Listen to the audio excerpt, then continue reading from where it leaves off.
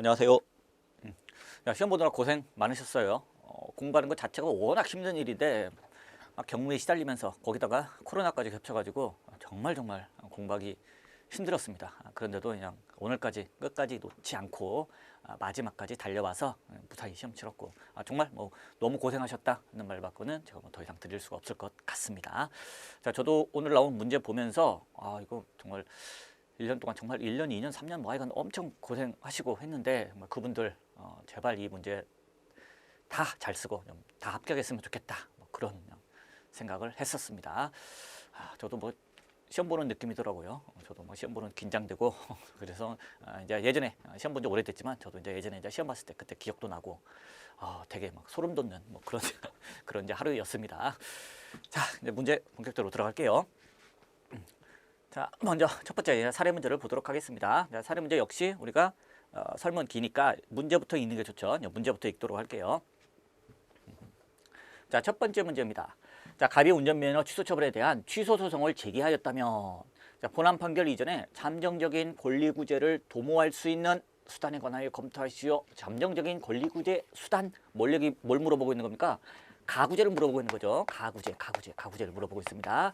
자, 우리 가구제는 두 가지로 나눠져 있었죠. 자, 행정소송법에 있는 집행정지, 그리고 민사집행법상의 가처분, 이 두 가지를 우리가 공부를 했었습니다. 자, 이 가구제 몇 년 전에 단문으로 나왔는데 단문하고 사례는 전혀 상관이 없어요. 몇 년 전에 단문에 나왔다 하더라도 당연히 사례에는 다음 해에 나올 수도 있고 뭐 몇 년 지나면 당연히 나오는 겁니다. 그렇죠? 그렇기 때문에 우리가 이 부분도 당연히 사례로 준비를 해줘야 되는 부분이고, 자, 요 잠정적인 권리구제 수단에 대해서 하라고 했는데 이미 우리 사례집에 들어가 있는 문제입니다. 집행정지 관련해서는 교도소장의 이송조치 거기에 관련해서 집행정지 관련된 문제인데, 자, 다만 우리 모의고사에서 다루지 않았던 거는 뭐 워낙 단문에 강의 시간에도 많이 얘기했었고 또 사례집에서도 문제를 풀어서 충분했었고, 좀 더 난이도가 있는 건 뭐였습니까?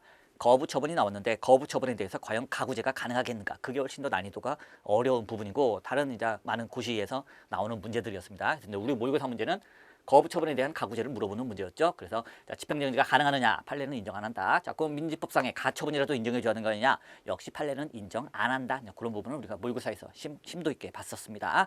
자, 이거는 좀 고개 배우면 훨씬 더 쉽게 그냥 집행정지 하나만 쓰게끔 그렇게 나온 문제가 되겠습니다. 자, 문제를 다시 읽어볼게요. 자, 잠정적인 권리구제 수단에 관하여 검토하시오라고 했으니까 우리가 이제 집행정지, 가처분 이런 걸 쓰는구나라고 생각하시면 됩니다. 그리고 당연히 우리 시험에서는 중요하지 않으니까 다루지도 않았죠. 행정심판법상의 가구제는 집행정지뿐 아니라 임시처분이라는 것도 있습니다. 근데 우리 그런 명령심판법 공부하니까 그런 거 살펴볼 필요 없고요. 여기서도 그냥 행정심판 수단 물어보지 않고 행정소송만 물어보고 있어요. 행정소송 수단. 그러니까 이제 이 두 가지가 문제가 될 겁니다. 자, 민지법상의 가처분은 뭐 행정소송법에 없던데요. 이거 행정소송법에 있다고 볼 수도 있어요. 어떻게? 8조 2항이 어떻게 하고 있습니까? 우리 행정소송법에 구멍이 많이 뚫려 있는데 이거 뭐 필요하면은 이런 법들 갖다 쓰겠다. 그 중에 민사집행법이 있어요. 따라서 민사집행법에 있는 300조의 가처분을 8조 2항에 따라서 우리 행정소송에도 쓸 수 있습니다. 실제로 항고소송에서는 판례가 인정 안 하고 있지만 당사자 소송에서는 그 8조 2항을 통해서 민지법상의 가처분을 행정소송에 인정하고 있습니다. 행정소송, 항고소송과 당사자 소송으로 나눴을 때 항고소송에는 인정 안 되지만, 그래서 거부처분에 대해서는 인정 안 하지만 당사자 소송, 법률관계를 다툴 때는 인정하고 있어요. 어쨌든 그렇기 때문에 이 민지법상의 가처분도 행정소송 수단의 하나긴 합니다. 하지만 여기서는 우리가 문제를 풀 때 가처분을 써줄 필요가 없어요. 집행정지 하나만 답안에 써주시면 됩니다. 왜? 이게 지금 적극적인 처분이죠. 지금 뭐 운전면허 취소 처분, 영업 정지 처분, 영업 취소 처분, 자, 이런 게 나왔으면은 여기에 대해서는 집행정지로 다투면 충분한 겁니다. 거부 처분은 왜 이것까지 검토하느냐? 자, 거부 처분은 신청했다가 거부한 거지 뭔가 적극적으로 침입적 작용이 나온 게 아니기 때문에, 적극적인 처분이 아니기 때문에, 자, 거기에 대해서는 집행을 정지한다는 게 좀 말이 안 되는 거죠. 신청했다가 거부당했는데 뭘 정지해달라는 건지 거기에 이제 정지 대상이 없어요. 즉 신청에 집행정지 신청에 이익이 없다. 판례도 그렇게 얘기해주고 있죠. 자, 그러다 보니까 그럼 이거 안 되면은 이거라도 인정해주면 되지 않겠느냐. 딱 요게 이제 거부나 부작위에 대해서 할 수 있는 게 요거죠. 행정심판법에서는 그래서 임시 처분제도가 만들어져 있고요. 그런데 여기는 지금 거부가 아니라 거부 처분이 아니라 그냥 적극적인 처분이에요. 운전면허 취소 처분. 그러니까 우리는 뭐만 쓰면 된다?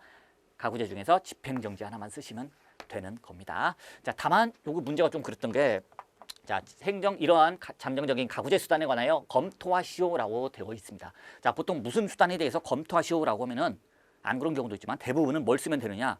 거의 단문이나 마찬가지예요. 거의 단문이나 마찬가지로 그냥 그 가구제에 대해서 집행정지에 대해서 그냥 쭉 단문처럼 쓰시면 되는 부분입니다. 그렇죠? 근데 우리 뭐 단문 몇 년 전에 시험 나와서 준비 안 했는데요. 사례만 딱 준비했는데요. 사례에 쓸데없는 써도 돼요. 사실 이번 문제에서는. 왜냐면은 행정수단에 관하여 검토하시오라고 되어 있기 때문에 원칙적으로는 그냥 그 내용만 쭉 쓰면 되는 겁니다. 그런데 여기서는 특이하게 자, 취소 소송의 적법 요건은 충족가 있다고 가정한다라는 말이 문제에 들어가 있네요. 이거는 말로는 문제로는 행정소송 수단에 대해서 즉 집행정지에 대해서 검토하시오. 그런 수단이 있는지 어떤 내용인지 한번 단문처럼 써보시오라고 문제는 물어봤지만 사실상 출제 의도는 뭐다? 인용 가능성까지 판단하다 이렇게 요구하고 있는 내용이에요. 왜냐? 이걸 써줬기 때문에. 취소소송의 적법 요건은 충족가 있다고 가정한다. 왜냐하면 그냥 뭐 어떤 수단이 있는지 한번 얘기해봐. 그러면 그냥 집행정지에 대해서 쭉 쓰고 끝내면 되는데 사실 그거는 사례 문제도 아니고 단문 문제죠. 사례 문제에서 갑자기 단문 문제를 집어넣었다. 그 출제를 잘못한 거죠. 그러다 보니까 여기서도 사례 문제에 맞게 인용 가능성을 물어보는 문제로 우리가 봐줘야 됩니다. 다만 아쉽잖아요.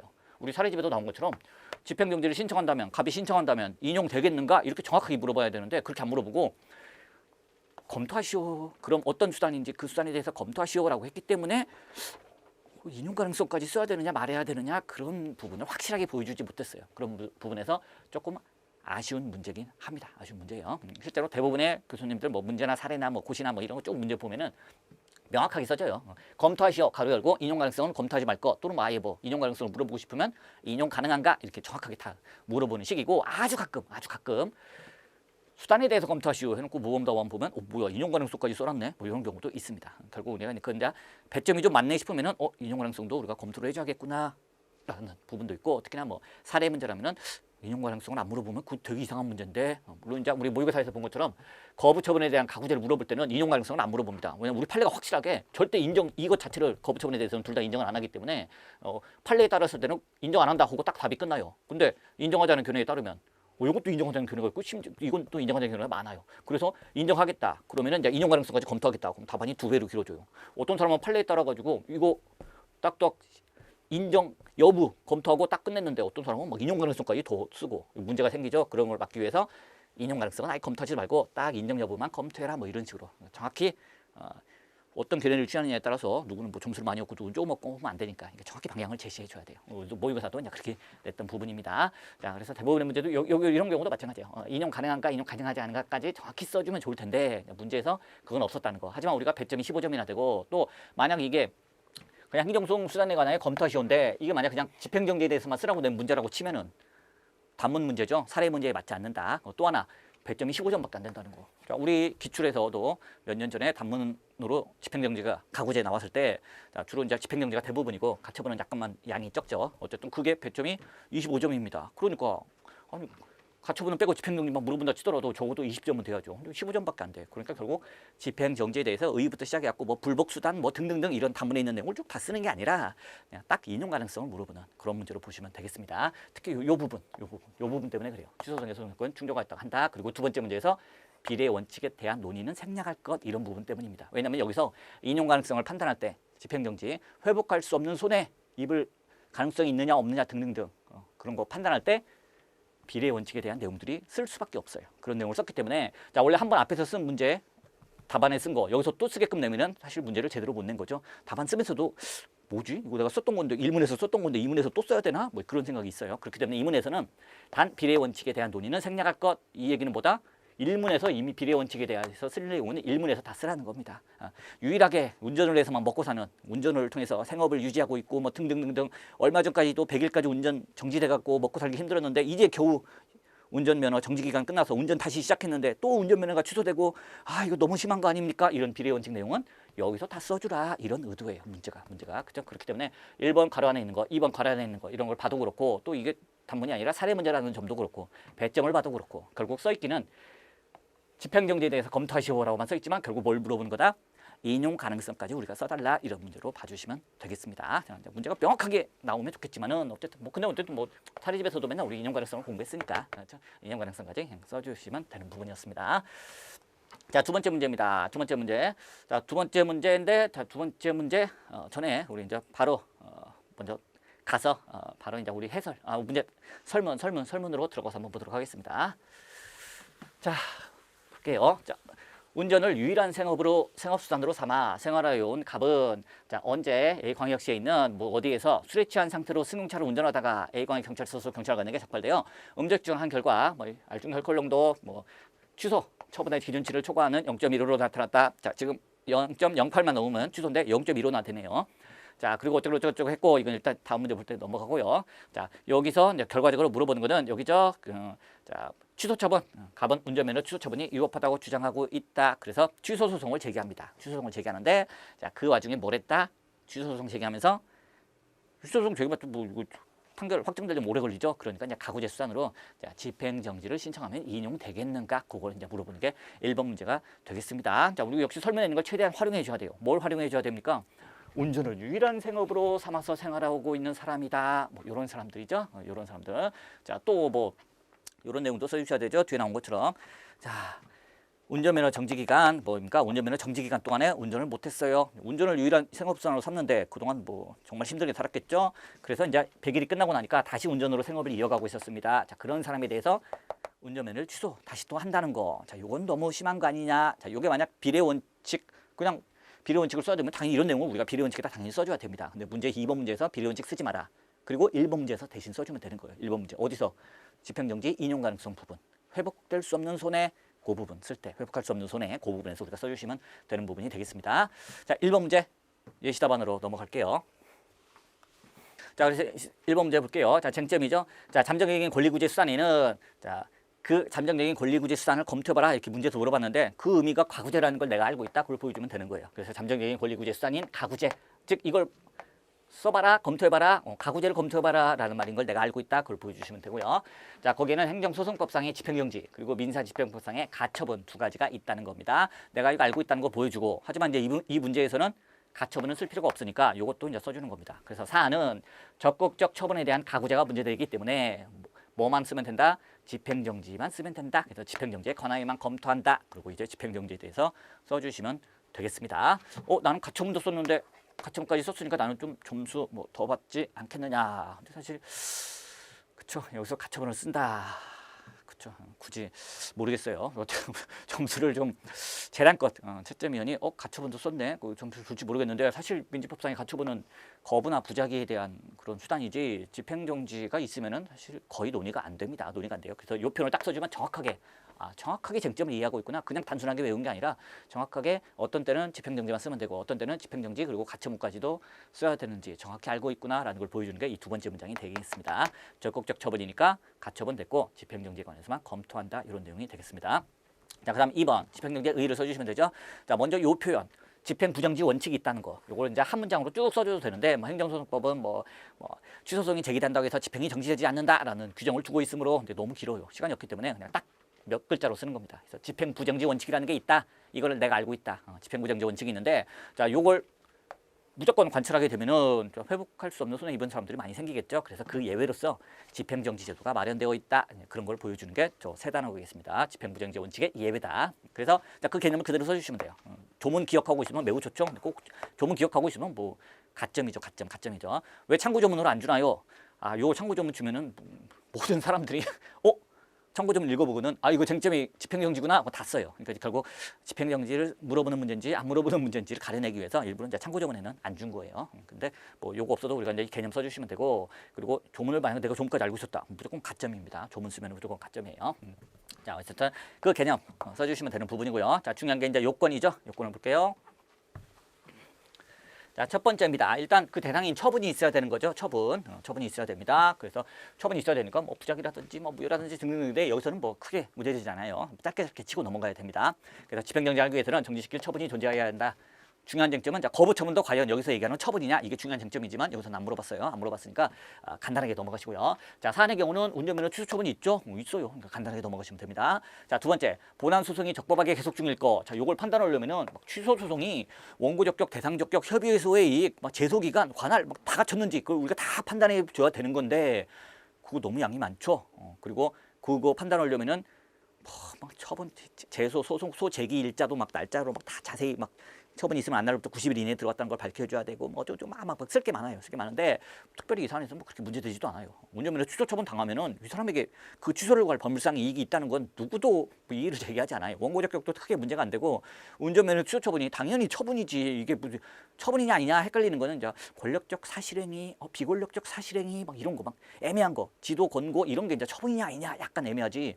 운전면허 취소 처분은 너무나 명백한 처분이죠. 공권력 행사죠. 그러니까 뭐 대상적 또 문제가 되지도 않아요. 그러니까 이제 문제에서 물어보지도 않아. 물어보지도 않고 혹시라도 이걸 길게 쓸까봐 가로 안에 뭐가 돼 있다? 취소 소송의 적법 요건은 모두 충족한 것으로 전제할 것 그렇게 문제가 써 있는 거예요. 그래서 우리가 자 간단하게 이게 하나의 집행정지의 요건이다라는 걸 딱 보여주고 요 소송이 적법하게 해석 중이라는 거는 뭐 이게 적법의 의미는 뭔 의미입니까? 위법의 반대가 아니죠. 뭐 위법하다, 적법하다 이거는 처분이 위법하다, 적법하다. 행정청이 한 처분이 위법하다, 적법하다고 이거는 소제기가 적법하다, 부적법하다. 즉 여기서 적법의 반대는 부적법이에요. 자, 소가 법률 규정에 따라서 제대로 들어왔느냐, 형식적 요건을 다 갖췄느냐, 아니면 못 갖췄느냐, 소송 요건 또는 제소 요건이라고 하죠. 그러니까 결국 이 소송이 적법이라는 의미가 결국 소송 요건을 다 갖춘 것이라는 걸 내가 알고 있다. 그래서 소송 요건을 갖춘 본안 소송이 법원에 계속되어 있어야 한다라고 하고요. 자, 문제에서 가로 안에 주어져 있죠. 취소 소송의 적법 요건은 모두 충족되었다. 그래서 가로 안에 있는 걸 그대로 옮겨주시면 되는 겁니다. 자, 아까도 얘기했다시피 그 괄호 때문에 이 문제가 단순히 뭐 요건만 딱딱딱 쓰고 넘어가는 게 아니라 사안 포섭까지 해줘야 되는 사례 문제라는 겁니다. 인용 가능성까지 물어보는 문제라는 거예요. 왜? 이걸 문제에서 주어졌으니까. 취소 소송의 적법 요건은 모두 갖췄다라는 걸 문제에서 주어졌어요. 만약 이런 걸 판단하다, 즉 사안의 경우 이렇게 사안에 포섭을 하라고 요구하지 않는 문제라면은 이런 걸 안 주겠죠. 이런 걸 안 주고 결국 우리가 쓸 때는 이거 뭐 어떻게 써야 돼? 뭐 잘 안 나오는데 문제 보니까 사안에서는 취소 소송의 적법 요건을 일단 충족한 것으로 보인다. 그리고 그냥 엉엉하고 넘어가야 되는 그런 상황이에요. 근데 일단 충족한 것으로 보인다 또는 뭐 완전히 충족하였다 등등등 이 내용을 써주는 것 자체가 요건을 갖췄는지 안 갖췄는지를 우리가 판단하고 있는 거고, 즉 인용될지 안 될지 본안까지 우리가 인용 가능성까지 다 판단을 하고 있는 거예요. 집행정지 사건에 대해서. 따라서 요걸 가로 안에 주어졌다는 것은 결국 단순히 단문처럼 내용만 쭉 쓰고 끝날 게 아니라 사안 포섭 좀 해서 인용 가능성까지도 결론을 내봐라 이런 문제로 우리가 봐주시면 되는 겁니다. 자, 세 번째 제일 중요한 요건이죠. 자, 회복하기 어려운 손해 발생의 가능성입니다. 자, 회복하기 어려운 손해 발생의 가능성.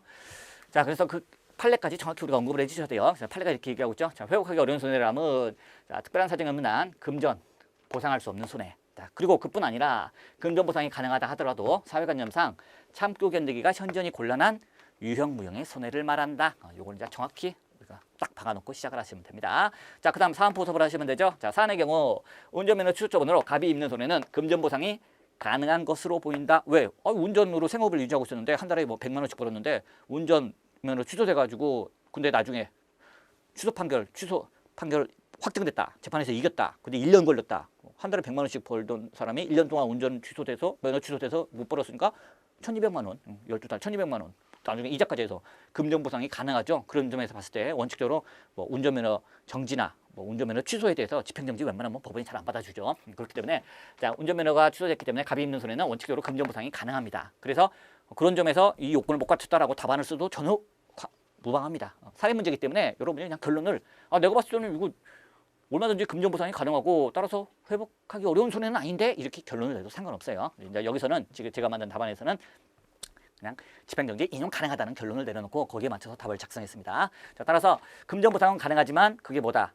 금전 보상만으로는 참고 견디기가 어려운 그런 손해에 해당한다라고 결론을 내렸습니다. 그래서 여기서 이제 비례 원칙의 내용을 쓰는 거예요. 비례 원칙에다 쓸 내용들. 그래서 갑은 운전을 유일한 생업수단으로 삼아 생활하고 있고 또 이미 운전면허 정지 처분으로 인하여 100일 동안 운전을 못한대. 거기다가 이어서 다시 취소 처분을 받는다면 이쯤 되면은 돈으로 준다.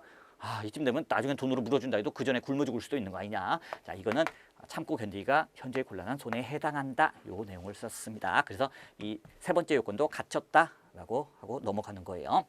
자, 요 내용이 딱 비례 원칙에 써줘야 되는 내용인데 역시 두 번째 문제에서 비례 원칙은 쓰지 말 것. 그 얘기는 곧 비례 원칙은 1번 문제에서 쓰세요. 1번 문제. 그리고 사안 포섭을 해달라는 겁니다. 1번 문제에서.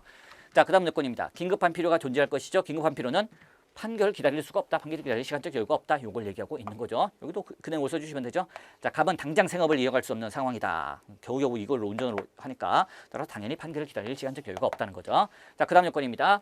자, 공공복리에 중대한 영향을 미칠 우려가 없을 것, 즉 공공복리에 중대한 영향을 미칠 우려가 있으면 집행정지를 못한다는 거죠. 그래서 그리고 비교 형량한다는 거죠. 그래서 자, 신청 집행정지 하지 않았을 때 즉 집행정지를 안 받아줬을 때 자, 신청인이 입게 될 손해, 불이익 이거하고 집행정지했을 때 공공복리에 안 좋은 영향이 생기는 거 아니냐 뭐 등등. 자, 이거 비교 형량에서 하는 거죠. 그래서 집행정지, 공공복리에 중대한 영향을 미치는 경우에는 해줄 수 없다는 거 그런 내용을 풀어서 써주시면 되고요. 자, 사안의 경우입니다. 자, 특별히 사안에서 뭐 사정이 나오진 않는데 아니 그 개인 한 명에 대해서 이 사람이 뭐 운전하는데 뭐 막 운전 차량에다가 폭탄 싣고 막 테러하고 뭐 이런 사람도 아니고 하다 보니까 자, 얘에 대해서 운전면허 취소 처분한 걸 딱 집행을 해서 얘 운전할 수 있게 해준다고 해서 공공복리에 중대한 영향을 미칠 우려가 있다고 보기는 어렵죠. 그러다 보니까 여기서도 자, 갑에 대해서 이 개인 한 명에 대해서 운전할 수 있게 해준다 하더라도 즉 집행정지를 받아준다 하더라도 자, 공공복리에 중대한 영향을 미칠 우려가 있다고 보기는 어려운 거 아니냐. 그래서 다섯 번째 요건도 갖춘 걸로 봤습니다. 다음으로 넘어갈게요. 자, 그 다음 요건입니다. 요 요건. 자, 요거는 법에 조문은 없어요. 하지만 우리 판례가 요구하고 있는 중요한 요건이죠. 자, 본안 청구가 이유 없음이 명백하지 않을 것. 다른 말로 승소 가능성이 조금이라도 있을 것. 조금이라도 있을 것. 요게 대부분은 부분이죠. 자, 요 부분 역시 우리 배점도 그렇고 해서 길게 쓸 수가 없어요. 길게 쓸 수가 없습니다. 그렇죠? 그래서 일단 명문으로 집행정지 요건으로 규정되어 있지 않습니다. 본안 청구가 이유가 있어야 된다라는 내용은 법에 안 써 있어요. 자, 그런데도 본안의 이유, 유무, 즉 승소 가능성이죠. 이게 집행정지 요건으로 집어넣을 것인지 또 집어넣는다 치더라도 어느 정도까지 고려해야 하는지 견해가 나뉘고 있습니다. 이 견해 대립은 뭐 답안에 쓰면은 뭐 무조건 가점이죠. 근데 굉장히 15점짜리고 하다 보니까 여기까지 쓰는데 힘들어요. 그래서 저도 그냥 생략했습니다. 생략했어요. 그래서 자, 본안 청구가 이유 없음이 명백하지 아니할 것은 법에도 없는 거니까 그건 요건으로 요구하지 말자는 견해도 있고 요구해야 된다. 대신에 뭐 아주 이유가 확실할 때만 집행정지를 받아주겠다는 견해가 있고 또 한쪽에서는 조금만 이길 가능성만 있으면 그러면 받아주겠다는 견해가 있죠. 조금만 이길 수 있으면 받아주겠다. 그게 다른 말로 본안 청구가 이유가 조금이라도 있으면 된다. 즉 반대로 얘기하면 본안 청구가 이유 없음이 명백하지 않을 것 요게 좀 그 판례 입장이 되는 거죠. 그래서 자, 바로 학설 건너뛰고요. 자, 동그라미 2번 판례는 신청인의 본안 청구가 이유 없음이 명백할 때에는 처분의 집행정지를 명할 수 없다. 즉 처분의 집행정지를 명할 때에는 본안 청구가 이유 없음이 명백하지 않을 것 그 하나의 요건으로 요구하고 있습니다. 자, 우리 검토 생각건데 승소 가능성이 명백히 없다면 집행정지 필요성이 없죠. 집행정지는 어디까지나 가구제 수단이기 때문에 나중에 이길 수 있는데 지금 안 도와줬다가 나중에 이기고 나서 회복할 수 없는 손해를 입는 경우 그런 걸 방지하기 위해서 하는 거기 때문에 나중에 언제로 이길 가능성이 있는 사람을 미리 도와주는 거예요. 따라서 전혀 이길 가능성이 없다. 그런 사람에 대해서까지 미리 도와줄 필요가 없죠. 따라서 집행정지 필요성이 없으므로 승소 가능성은 필요합니다. 하지만 승소 가능성을 너무 많이 요구하게 되면은 집행정지는 처분이 위법하냐 적법하냐 즉 처분이 위법하면은 승소하는 거죠. 원고가 처분의 위법성을 판단하는 절차가 아니에요. 그거는 본안에 가서 판단하는 거고 집행정지 단계에서는 뭐만 판단하느냐 이 요건들 진짜 이 사람 지금 안 도와주면 나중에 가서 회복할 수 없는 그런 손해를 입는 거 아니야? 긴급한 필요 있는 거 아니야? 뭐 등등 요것만 판단해서 하는 겁니다. 자, 그렇기 때문에 만약에 승소가능성을 너무 많이 요구하게 되면 결국 집행정지 신청했더니 본안 재판하는 거랑 마찬가지예요. 그렇기 때문에 그런 걸 이렇게 표현하는 거죠. 집행정지가 본안 소송할 우려가 있다. 따라서 중간 정도 입장을 취하고 있는 판례가 타당하다. 자, 사안의 경우입니다. 갑에 대한 운전면허 취소처분은 신뢰보호 원칙 내지 비례 원칙에 위반된다고 볼 여지가 있는 거 아니냐. 따라서 승소할 가능성이 좀 있는 거 아니냐. 따라서 갑의 취소 청구가 이유 없음이 명백하지 않다. 승소 가능성이 있다. 그래서 마지막 요건까지도 갖춘 걸로 봐주시면 되겠습니다. 자, 비례 원칙에 위반된다고 할 여지가 있다. 어떻게 찾아내나요? 유일하게 이걸로 생업을 유지하고 있고 막 이런 내용 나오면 무조건 비례 원칙이죠. 그러니까 이걸 봐주시면 돼요. 또 문제에서도 2번 문제에서도 비례 원칙 언급하는 거 보면은 1번에서 비례 원칙 최대한 언급해 달라는 겁니다. 자, 그밖에 우리 2번 문제에서는 또 신뢰보호 원칙도 문제가 됐던 부분이고요. 어쨌든 위법하다고 볼 가능성이 있다 정도를 우리가 써주시면 되겠습니다. 자, 결론입니다. 자, 갑은 집행정지 신청할 수 있고요. 자, 요건 다 갖췄죠? 따라서 갑의 신청은 인용될 것이다. 자, 문제가 깔끔하게 자, 갑이 집행정지를 신청한다면 인용될 것이냐라고 물어보진 않았습니다. 하지만 가로 안에 들어가 있다든지 배점이라든지 사례 문제의 특성이라든지 여러 가지를 봤을 때 결국 신청의 인용 가능성을 물어보는 문제로 우리가 결론을 내릴 수밖에 없습니다. 그래서 이제 이렇게 마무리를 짓는 거예요. 이렇게 보고요. 자, 그 다음에 우리 두 번째 문제로 넘어가겠습니다.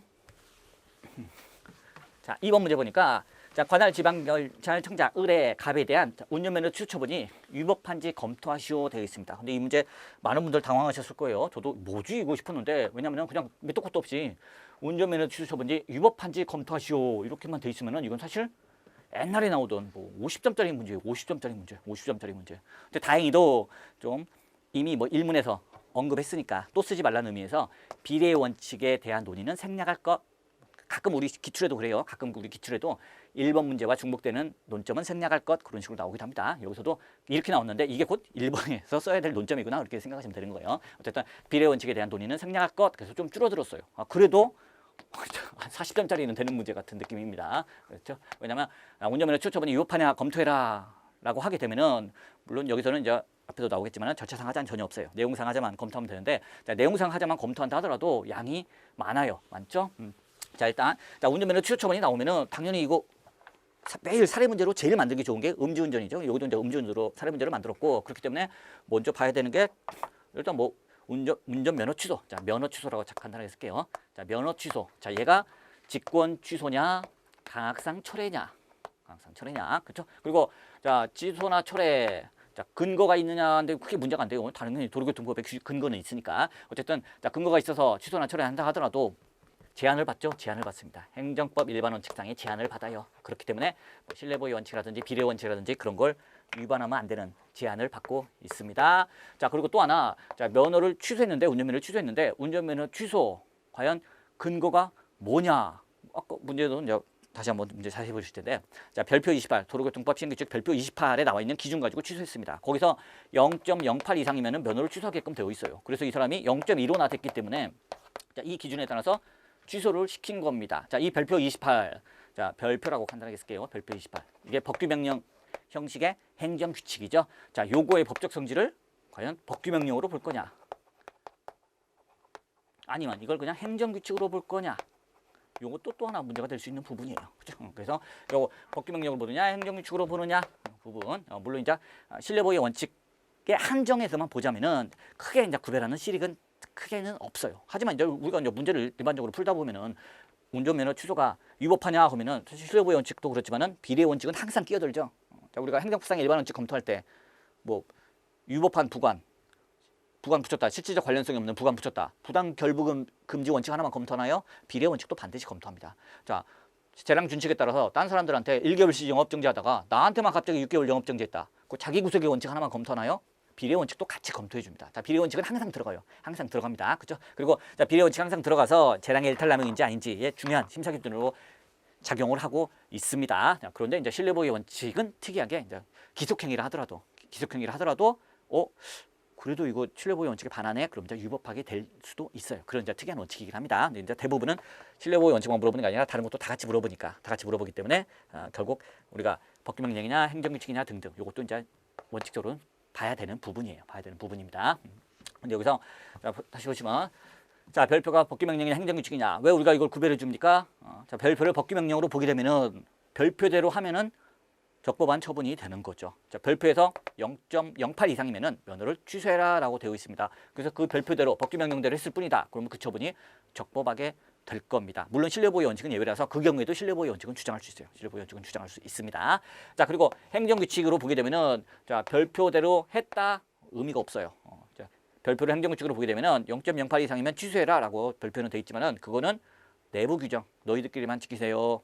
대외적 구속력이 없기 때문에 국민들 권리의무 영향 주지 않고 특히 법원의 재판의 기준이 되지 않죠. 그러면은 뭘 근거로 처분했는데 결국 이제 시행규칙에 있는 별표가 아니라 뭐가 근거다. 그 위로 올라가는데 대통령령은 없고 바로 위로 올라가면은 이제 도로교통법 93조 1항이 있는 거죠. 도로교통법 93조 1항. 자, 그게 근거가 돼서 처분이 나오는 겁니다. 자, 그런데 93조 1항 별표를 우리가 행정규칙으로 보게 되면은 결국 93조 1항에 따라서 이 처분이 적법한지 위법한지 판단해야 되는데 당연히 이 별표 자체가 재량 준칙이죠. 따라서 93조 1항은 당연히 재량으로 되어 있습니다. 그래서 93조 1항을 보니까 취소하거나 정지시킬 수 있다, 뭐할 수 있다 이렇게 재량으로 되어 있고 그러다 보니까 그 별표대로 했다 안 했다가 중요한 게 아니라 그 93조 1항을 위반했느냐 안 했느냐가 중요한 거고 93조 1항이 재량으로 되어 있으니까 결국 재량의 일탈이 남용이 있는지 없는지 그걸 우리가 신뢰보호 원칙 위반인지 아닌지 가지고 판단하는 거예요. 비례 원칙도 중요한 거지만 그건 쓰지 말라고 했으니까 신뢰보호 원칙 가지고 판단하는 겁니다. 그러다 보니까 또 하나 중요한 게 뭐다?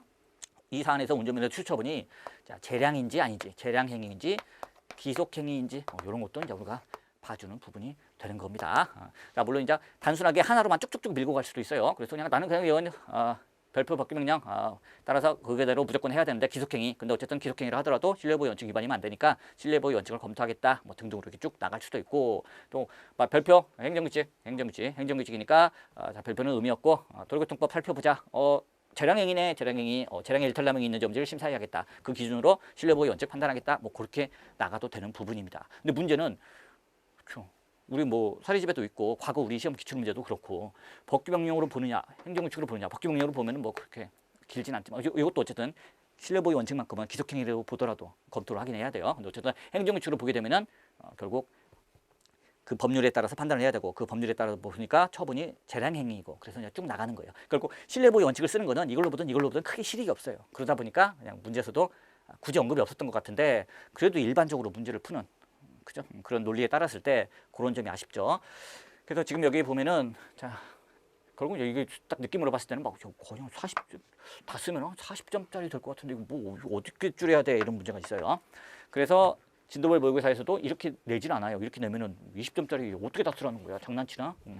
이거 모험담만 제대로 만들면은 네 페이지, 5페이지 가득 써야 되는 겁니다. 그렇기 때문에 진도별 모의고사 1회에서 낸 건 아니고 유사하다고 얘기하고 사례집 문제 9에서도 유사하다고만 써놨네요. 왜?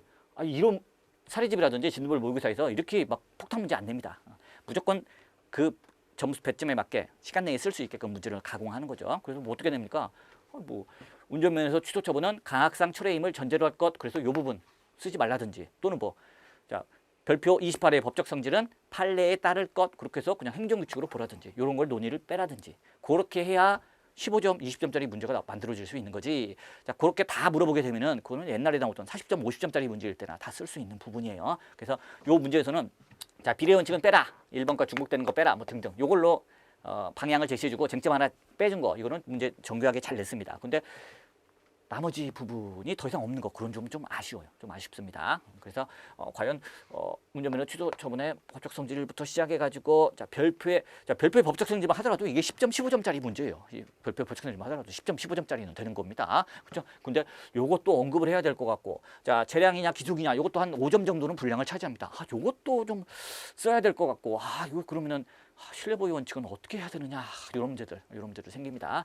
결과적으로 만약 출제위원들이 처음에 의도했던 예시답안이 엄청나게 길다면 이건 뭐 장난치는 거죠. 근데 실제로도 국가고시에서도 뭐 말도 안 되게 답안을 쭉 써놓고 다 못 쓴다는 거 알면서도 일단 많이 해놓고 최대한 쓰는 만큼 그냥 점수를 주는 식입니다. 그러니까 여러분들이 나는 여기를 좀 많이 쓰고 여기를 좀 조금 쓰고 뭐 등등등등등등이다. 괜찮아요. 괜찮습니다. 어차피 뭐 다 못 써요. 다 시간 내에 뭐 다 못 쓴다는 건 힘들고 줄여서 쓸 수밖에 없습니다. 줄여서 쓰고 제일 중요한 부분은 제가 볼 때 신뢰보호의 원칙을 써주는 부분, 그 부분이 이제 제일 중요한 부분입니다. 신뢰보호 원칙. 왜냐하면 사실상 아까도 얘기했다시피 법규명령으로 보든 행정규칙으로 보든 뭐 신뢰보호의 원칙 위반 여부를 검토하는 데 있어서는 구별하는 사실 크게 차이가 없습니다. 다시 한번 말씀드릴게요.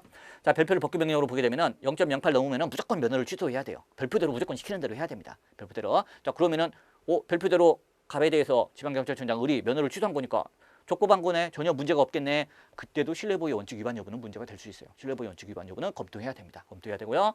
자, 별표를 행정규칙으로 본다. 그러면은 별표를 행정규칙으로 보게 되면은 별표대로 했다고 해서 적법한 처분이 아니에요. 지방경찰청장 입장에서는 재량준칙인 도로법 시행규칙 별표 28에 보니까 0.08 이상이면은 면허를 취소하라고 돼 있네요. 그래서 나는 그대로 법을 집행한 것뿐입니다. 나 적법한 거 아닙니까? 뭐가 문제입니까? 근데 우리 법원의 입장은 별표는 행정규칙에 불과한 거니까 그 별표가 어디에 있습니까? 시행령이 아니라 시행규칙에 있죠. 도로법 시행규칙상의 별표는 행정규칙에 불과한 거니까 그 재판의 기준이 되지 않습니다. 이게 처분의 근거도 되지 않고 우리 재판의 기준도 되지 않고 그건 뭐가 근거인데 그 위로 올라갑시다.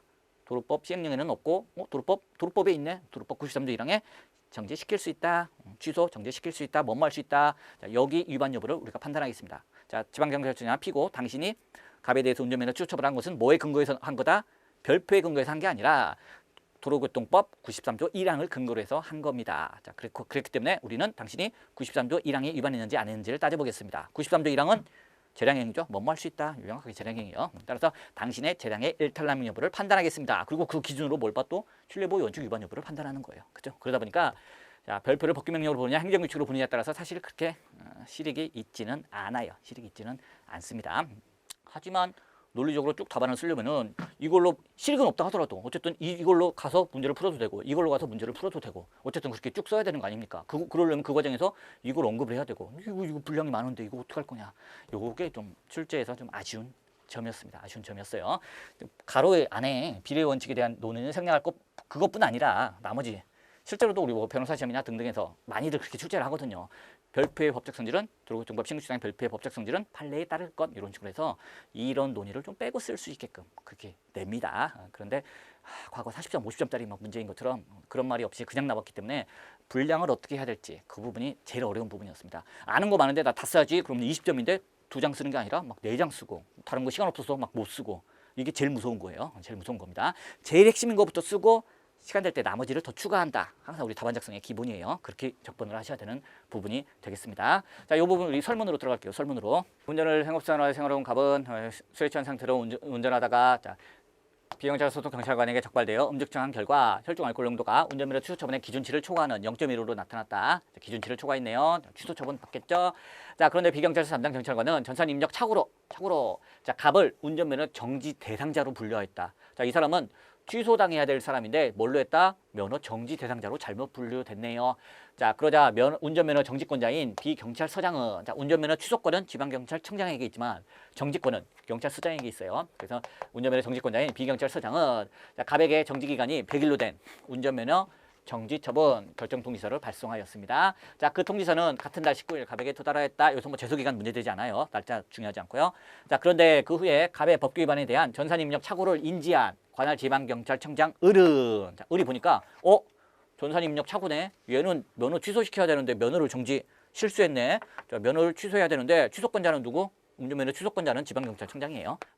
정지할 때는 경찰서장 이름으로 정지하지만 취소할 때는 지방경찰청장으로 정지합니다. 그러니까 지금 경찰서장이 착오를 일으켜서 취소시켜야 될 애를 정지로 그냥 살짝 봐줬네. 안 되겠네 싶어서 적법한 절차를 거쳐서 다시 도로교통법 93조 1항 1호 도로교통과 시행규칙 별표 28 처분 기준에 의하여 비경찰서장의 처분과는 별도로 같은 법규 위반 사실에 대하여 갑의 운전면허를 취소하는 내용의 운전면허 취소처분 결정 통지서를 발송하였다. 자, 운전면허 취소처분을 한 거예요.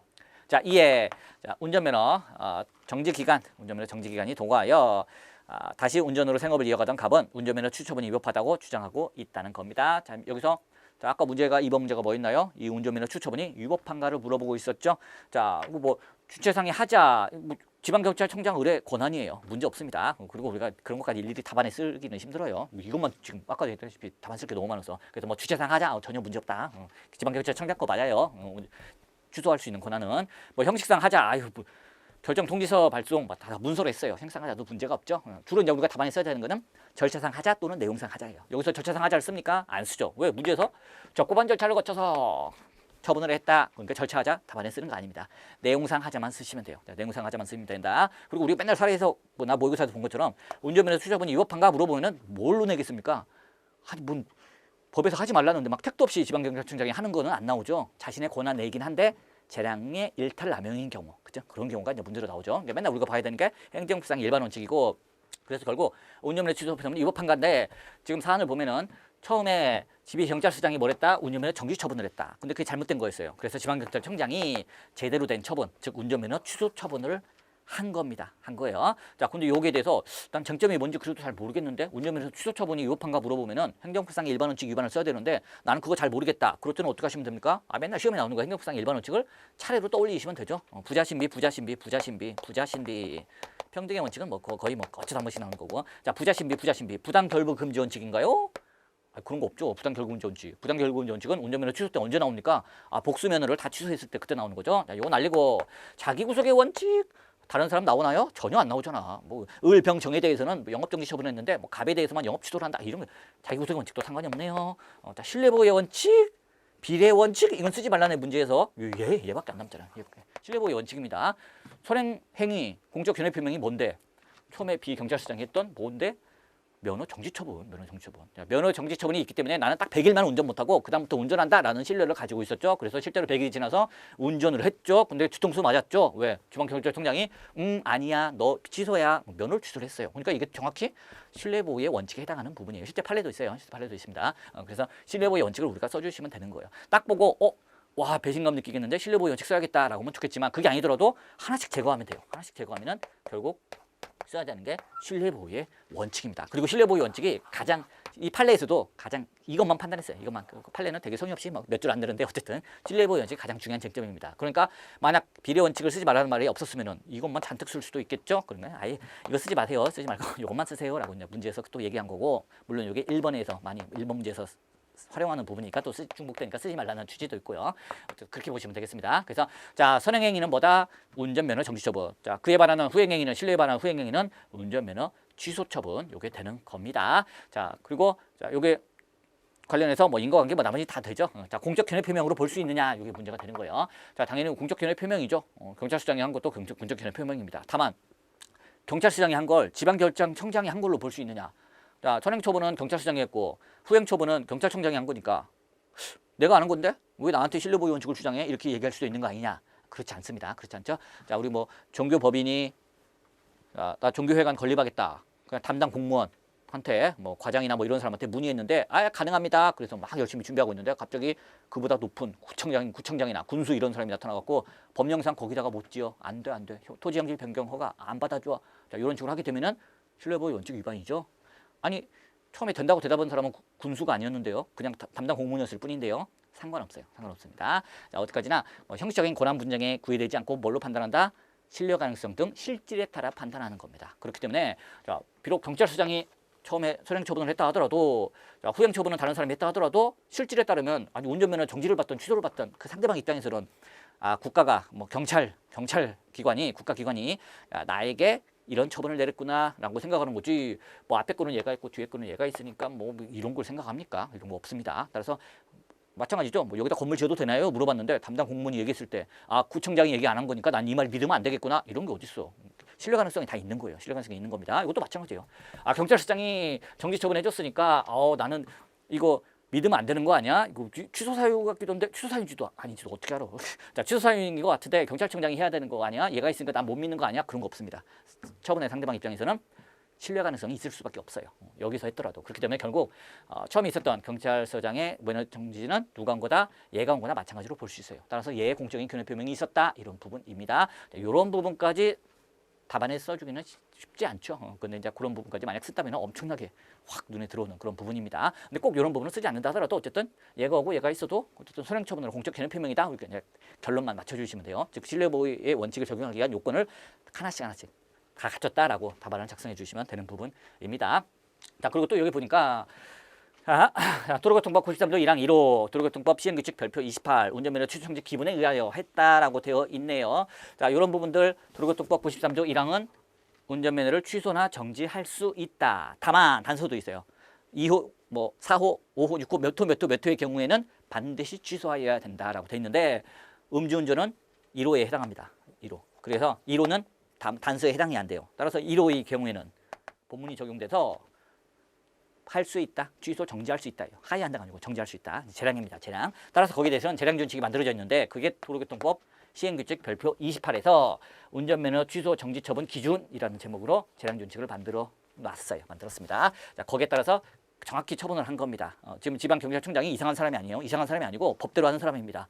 법대로 법에 있어서 그대로 그 기준에 따라서 면허를 취소한 것뿐입니다. 하지만 그럼에도 불구하고 그 상대방 입장에서는 아니 100일만 지나면 운전할 수 있다고 믿어서 그래서 다시 운전하기 시작했는데 이제 와서 내 신뢰를 침해하는 거 아닙니까? 자, 이런 상황이 이제 문제가 되는 부분이죠. 자, 그리고 이 도로교통법상의 별표 시행규칙 별표를 판례에 따르면은 뭐다? 시행령상의 별표만 우리가 법규명령으로 인정해주고 있는데 시행규칙상의 별표는 행정규칙에 불과하다. 니들끼리나 지켜라. 우리 법원에다 들고 오지 말고 자, 우리 법원에는 그보다 위에 있는 거 들고 오세요. 자, 도로교통법 93조 1항에서 그 기준을 바로 불용으로 넘겼어요. 대통령령은 뭐 생략하고 그래서 바로 그 위로 올라가니까 도로교통법 93조 1항이 나오네. 꼭 시킬 수 있다. 재량행위네, 재량행위. 재량의 일탈명으로 판단하겠다. 이게 이제 판례의 태도가 되는 거예요. 그래서 이제 판례가 판단한 결과, 에이 너무했네. 이건 신뢰보호 원칙에 위반되네. 이렇게 결론이 나오는 부분입니다. 자, 이렇게 봐주시면 되겠고요. 또 신뢰보호 원칙에서도 여기서 중요한 부분이 또 하나가 신뢰보호 원칙의 요건을 다 갖췄다 하더라도 제한법리 있죠, 제한법리. 자, 그렇죠? 그래서 법률 적합성의 원칙 또는 공익과의 충돌. 이 사람의 신뢰도 보호해줘야 되지만 공익이나 그밖에 법률 적합성의 원칙도 중요한 거 아니냐? 이 충돌하는 부분을 꼭 우리가 빠지지 말고 써주셔야 되는 부분이에요. 그리고 사실 이 부분을 공익과 사익을 비교 형량하는 게 또 우리 비례 원칙에서 세 번째 거 상당성의 원칙이기도 하죠. 그래서 많이 겹쳐요. 그러다 보니까 이제 그런 점에서도 비례 원칙은 다 많이 쓰지 마세요. 이렇게 이제 문제가 출제된 부분이 됩니다. 그래서 마지막 그 부분 공익 또는 법률적 합성과의 충돌 문제, 즉 신뢰보호의 원칙이 제한되는 경우도 있다더라. 그 부분을 써주셔야 되는 부분이에요. 자, 만약 판례에 따라서 시행규칙상의 별표는 행정규칙에 불과하다 하면은 이거는 법규가 아니죠. 법규가 아니기 때문에 자, 이 법규와 충돌한다. 이 지방경찰청장은 공무원으로서 이 별표대로 해야 되는데 그래서 법을 집행해야 되는데 자, 그거하고 이 사람의 신뢰를 보호해주게 되면은 충돌하는 거 아니냐 이런 부분에 있어서 요걸 만약 행정규칙에 불과하다고 보게 되면 그런 논의는 나오진 않아요. 대신에 뭐 공익과의 충돌은 충분히 얘기할 수 있겠죠. 어쨌든 간에 음주운전 하는 사람을 갖다가 어느 정도 제재를 강하게 해가지고 자, 교통사고로부터 인명을 보호해야 된다는 이런 중대한 공익이 있는 거 아니냐. 교통사고 방지. 자, 이런 공익 때문에라도 이 사람의 신뢰가 뭐 안타깝다 하더라도 공익을 우선시해야 되는 거 아니냐 이렇게 볼 수도 있습니다. 근데 결국 판례에 따라서 이 별표의 법적 성질을 행정규칙으로 봐가지고 자, 법규성이 없다라고 본다 하더라도 어쨌든지 간에 그래도 뭐 공익과의 충돌 문제이기 때문에 신뢰보호 원칙의 한계 부분을 우리가 검토를 하셔야 되는 부분이에요. 자, 반대로 자, 시행규칙상의 별표를 법규명령으로 보게 되면은 이거는 법규이기 때문에 지방경찰청장은 무조건 여기 나온 대로 면허를 취소해야만 됩니다. 이거는 법원에서도 맞네, 취소하라고 돼 있네, 법규네, 우리도 재판의 기준으로 삼아야 하네 이렇게 보는 부분이에요. 하지만 그때도 신뢰보호 원칙 위반 여부는 문제가 되고요. 신뢰보호 원칙이 위반된다 치면은 그때는 역시 또 뭐가 충돌한다? 이 사람이 보호해야 될 신뢰이익, 신뢰와 그 다음에 법규라면서 무조건 따라야 된다면서 법률적 합성의 원칙이 또 충돌하는 부분입니다. 그렇죠? 그래서 보통 우리가 신뢰보호 원칙의 제한 공부할 때 법률적 합성의 원칙 또는 공익이라고 하는데 우리 판례도 그냥 뭉뚱그려서 표현해주고 있습니다. 그래서 법률적 합성의 원칙이든 공익이든 그 부분을 검토해야 된다는 점도 별표의 법적 성질을 뭘로 보느냐에 따라서 달라지지 않아요. 달라지지 않습니다. 자, 어쨌든 이 부분에 의해서 했다는 겁니다. 자, 다음 우리 참고조문을 볼게요. 자, 도로교통법 93조 1항입니다. 자, 운전면허 취소 정지죠. 93조 1항을 보니까 지방경찰청장은 자, 이런 거 면허를 갖다가 자, 취소하거나 1년 이내의 범위에서 정지시킬 수 있다. 자, 지금 93조 1항 본문이 어떻게 돼 있다? 수 있다. 뭐뭐 할 수 있다. 재량으로 되어 있습니다. 자, 단서 다만 2호, 3호, 몇 호는 반드시 면허를 취소하여야 된다. 여기는 기속행위로 규정이 되어 있습니다. 근데 지금 이 사람 음주운전하다 잡힌 거죠. 자, 44조의 1항을 위반하여 44조 1항 주치운전 금지. 근데 그걸 위반하여 술에 취한 상태에서 자동차를 운전한 경우는 1호에 규정되어 있어요. 1호는 단서에 언급이 안 돼 있죠. 단서는 1호 빼고 2호, 뭐 3호, 뭐 7호, 몇 호, 1호가 없어요. 단서에. 그러니까 본문이 적용됩니다. 단서가 적용되면은 반드시 면허를 취소해야 되는 거고 본문이 적용되면은 할 수도 있고 안 할 수도 있고. 근데 이거는 단서가 없기 때문에 결국 1호는 본문에 적용돼요. 그래서 재량행위가 되는 겁니다. 재량행위가 되는 거죠. 자, 그 다음에 1호 됐고요. 자, 147조입니다. 참고조문이 주어졌기 때문에 우리가 답안에다가 참고조문을 최대한 쓸 수 있으면 많이 쓰면 좋아요. 참고조문 뭐 거의 쓸 일도 없는 참고조문을 주는 경우도 있지만 어쨌든 참고조문이 나왔다 하면은 최대한 써주면은 가점을 받을 수가 있는 부분입니다. 자, 여기서도 147조가 유임 위탁 등인데 지방경찰청장은 이 법에 따른 권한 또는 사무의 일부를 대통령으로 정하는 바에 따라 경찰서장에게 자, 위임하거나 뭐 등등등 위탁할 수 있다. 그래서 지방경찰청장의 권한을 경찰서장에게 위임할 수 한다는 규정이 있습니다. 자, 지금 시작이 지방경찰청장으로 되어 있거든요. 즉 정지, 운전면허 정지든 운전면허 취소든 정지든 누구의 권한? 지방경찰청장의 권한으로 법에 되어 있습니다. 그런데 그걸 경찰서장에게 위임도 해줄 수 있다. 대통령령으로 위임해 줄 수 있다라고 되어 있어요. 자, 그리고 그 다음에 우리가 대통령령을 볼게요. 자, 도로교통법 시행령, 대통령령을 보니까 86조에서 사망에서 지방경찰청장은 조금 전에 봤던 147조 3항에 따라서 다음 각 호의 권한을 관할 경찰서장에게 위임한다라고 되어 있습니다. 그래서 위임한다. 그중에 3호가 법 93조에 따른 운전면허 효력 정지 처분입니다. 즉 지방경찰청장은 취소 권한은 자기가 가지고 있지만 운전면허 정지 처분 권한은 누구에게 위임한다? 경찰서장에게 위임해 주는 거예요. 위임해 주는 겁니다. 자, 뭐 법적으로 법에 근거가 있어서 위임이 되는 거기 때문에 이건 이제부터는 경찰서장의 권한이 되는 거예요. 그래서 뭐 처음에 했던 거 운전면허 정지 처분 자체는 경찰서장께 맞습니다. 맞고요. 그다음에 운전면허 취소 처분은 지방경찰청장이 한 게 맞아요. 한 게 맞습니다. 어쨌든 우리가 이따도 예시답안 보시겠습니다만 어쨌든 답안에다가 최대한 참고조문을 언급을 해주시는 게 좋습니다. 자, 그다음 도로교통법 시행규칙이죠. 자, 91조입니다. 운전면허 취소 정지 기준이죠. 93조에서 자, 불형으로 정하는 바에 따라 그죠? 불형으로 정하는 바에 따라 이렇게 돼 있거든요. 그래서 이제 불형인 시행규칙에서 자세히 얘기하고 있는 겁니다. 자, 93조에서 우리한테 위임을 해줬는데 우리는 이렇게 만들겠다. 자, 운전면허 취소 정지시킬 수 있는 기준. 자, 그 기준은 별표 28과 같다 이렇게 얘기하고 있는 겁니다. 그래서 밑에 도로교통법 시행규칙 역시 같은 시행규칙인데 시행규칙 제일 끝에 이제 별표가 쪼르륵 있어요. 별표 28을 보니까 취소 처분의 개별 기준 별표 28 엄청 길어요. 엄청 깁니다. 엄청 긴 표인데 당연히 이걸 시험지에 다 실어주면은 말도 안 되고 딱 우리 시험에 필요한 만큼만 딱 발췌해서 실습니다. 그래서 여기서도 도로교통법 시행규칙 별표 28 중에서 먼저 1번 취소 처분의 일반 기준 그거 생략하고요. 그 다음에 2번 취소 처분의 개별 기준 그 중에서도 위반 사항 엄청나게 많이 별표 길게 적혀 있지만 그 중에 우리 사례에 필요한 거 술에 취한 상태에서 운전한 때 요것만 딱 하나 가져온 겁니다. 자 그리고 적용법조는 93조죠. 93조에서 취소하거나 정지시킬 수 있다. 93조 1항 1호에 해당하는 부분이니까요. 자 그리고 내용을 보니까 혈중 알코올 농도 0.08 이상의 상태에서 운전한 때 즉 이 별표에서는 0.08 이상이면은 무조건 운전면허 취소하게끔 되어 있는 거라는 거죠. 아까 봤던 도로교통법에서는요. 1호에 해당하면은 1호 음주운전에 해당하면은 취소하거나 정지시킬 수 있다. 재량으로 돼 있지만 요 별표에 보면은 딱 재량 전혀 없이 0.08 이상이면 무조건 취소하게 되어 있습니다. 그러다 보니까 이 별표를 법규로 보게 되면은 법규 명령으로 보게 되면은 무조건 취소시켜야 되네 이런 결론이 나오게 되는 거고 반대로 이걸 행정규칙에 불과하다 하면은 이거 무시하고 그냥 법률에 따라서 할 수도 있고 안 할 수도 있다 이렇게 나눠지는 부분이 되는 거죠. 자, 그 다음으로 넘어갈게요. 자 그리고 또 이렇게 참고조문에 이렇게 별표까지 다 적기 때문에 이런 부분 때문에라도 우리가 답안에다가 별표의 법적 성격을 또 한 줄이라도 짧게라도 안 쓸 수가 없는 거예요. 안 쓸 수가 없습니다. 배점을 봐서는 야 이런 거 다 생략하는 거 아니냐? 그냥 신뢰보호 원칙 하나만 뒷다 사안포섭 잘하면 되는 거 아니냐? 근데 그러기에는 또 20점이라는 배점이 좀 커요. 그죠? 그냥 딱 한 12점, 15점이면은 신뢰보호 원칙만 딱 써도 좀 안심을 할 텐데 배점이 20점이나 돼. 그러다 보니까 야, 신뢰보호 원칙 하나만 써가지고 물론 거기 이제 제한 법리까지 쓰면은 법률적 합상 공익과의 충돌도 쓰니까 양이 늘어나긴 하지만 어쨌든 그거 하나만 가지고 20점은 아닌 것 같은데 우리 시험이 이렇게 점수 막 이상하게 하는 시험은 아니니까 그러다 보니까 또 참고조문에도 계속해서 별표 등장하고 그러다 보니까 별표의 법정지를 조금이라도 안 쓸 수가 없구나 이런 문제가 생기는 부분입니다. 분량 조절이 굉장히 어려웠던 그런 부분으로 이제 봐주시면 되겠습니다.